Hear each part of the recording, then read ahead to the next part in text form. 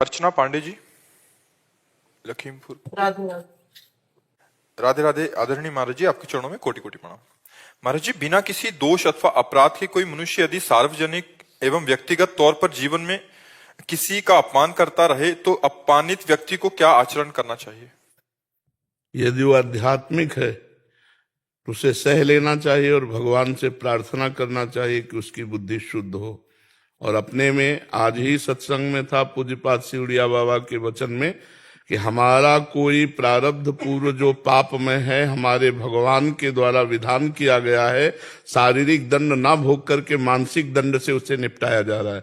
जैसे हमें कोई गाली देता है या अपमानित करता है तो हमें मानसिक जलन होती है, मानसिक जलन से हमारे पाप का प्रायश्चित हो गया जो हमें शारीरिक दंड नहीं भोगना पड़ा। तो हमारी कोई निंदा करता है या हमारा अपमान करता है या तिरस्कार करता है तो भगवान के विधान से हमें पवित्र किया जा रहा है।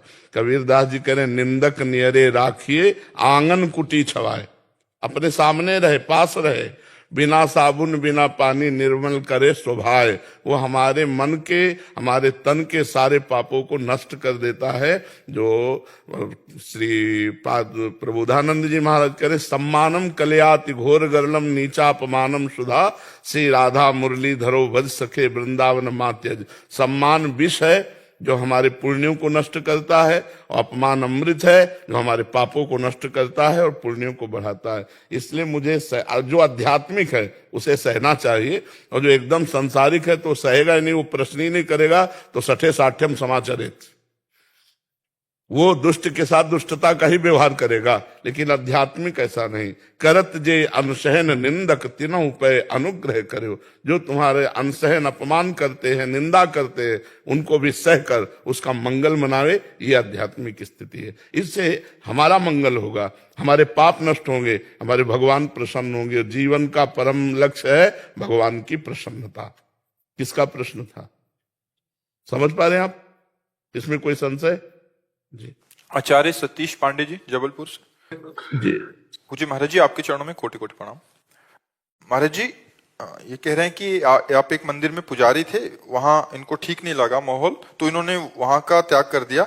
और महाराज जी इनको जानना चाह रहे हैं कि मुझे त्याग करने का दोष तो नहीं लगेगा? महाराज जी, मैंने अगर आपने इस भाव से त्यागा है कि हाँ विविध प्रकार के दोष हो सकते हैं, जैसे कोई भगवान के लिए अर्पित कर रहा हूं उसका प्रयोग स्वयं कर रहे हैं प्रलोभनवश, जैसे आप पूजा करते हैं तो आपकी पेमेंट होगी। नहीं गुरुजी, मेरे वहाँ ऐसा कुछ नहीं था। वहाँ पर यह था कि मेरे साथ फॉर्मेलिटीज होने लगी थी, मतलब इससे आप मिलो इससे ना मिलो। तो मैंने कहा मैं नहीं, फिर भी आपको तो जो चढ़ौका चढ़ता होगा वो, उससे मेरा कोई मतलब नहीं रहता था, बस सेवा देता था मैंने। तो फिर आपको छोड़ना नहीं चाहिए। फिर सेवा में क्या परेशानी? गुरुजी मुझे कहा गया कि आप इससे ना मिले इससे मिले। वहाँ राजनीतिक स्थितियां बनने लगी थी। हाँ, प्रपंच हो। हाँ, तो भगवान की सेवा में आपको सावधान रहना चाहिए। आपको किसी से मतलब आपके ऊपर शासन होगा जी, शासन हुआ तो फिर नहीं करना चाहिए।